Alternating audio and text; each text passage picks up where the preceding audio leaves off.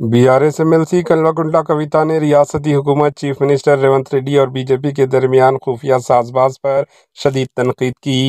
इन्होंने कहा कि chief minister Revanth Reddy prime minister Narendra Modi की हिदायत पर काम कर रहे हैं और आरएसएस के एजेंडे को आगे बढ़ा रहे हैं। वो तेलंगाना भवन में प्रेस कॉन्फ्रेंस से खिताब कर रही थी कि कविता ने कहा कि हर मामले में chief minister Revanth Reddy BJP के साथ मिलकर साजिश कर रहे हैं।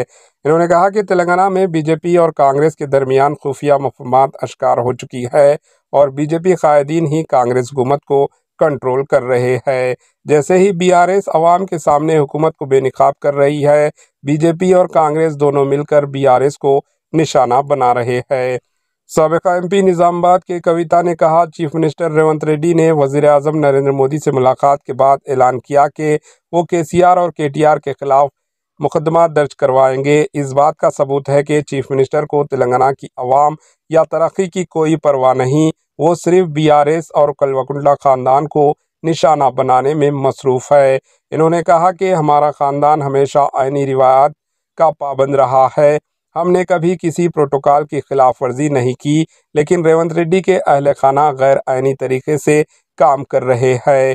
कि कविता ने रेवंत रेड्डी के भाई तिरुपति रेड्डी की सरकारी अमवार में मदाखलत पर कहा कि अगर वो पार्टी के लिहाज से किसी हलके के इंचार्ज होते तो कोई एतराज़ ना होता, लेकिन वो सरकारी जलसों प्रोग्रामों में क्यों शिरकत कर रहे हैं। Bureau report, HN news. KCR గారి కుటుంబాన్ని ఇబ్బంది పెట్టాలి, ఇదేం హెడ్లైన్? అసలు ముఖ్యమంత్రి గారు ప్రెస్ మీట్ పెట్టి చెప్పినరా?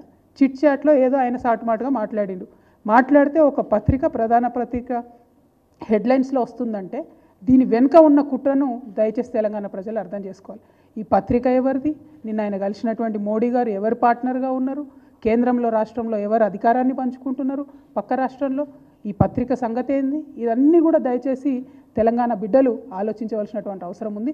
ఎందుకంటే ఇటువంటి కుట్రలు ఇంకా పెద్ద ఎత్తున సాగుతాయి. ముందు వాళ్ళు చాలా ప్రయత్నాలు ఇదివరకే చేసిండ్రు, ఇంకా కూడా పెద్ద ఎత్తున ఆ ప్రయత్నం చేస్తారు. కాబట్టి దయచేసి తెలంగాణ ప్రజలు ఆలోచించుకోవాలి. ఏదైతే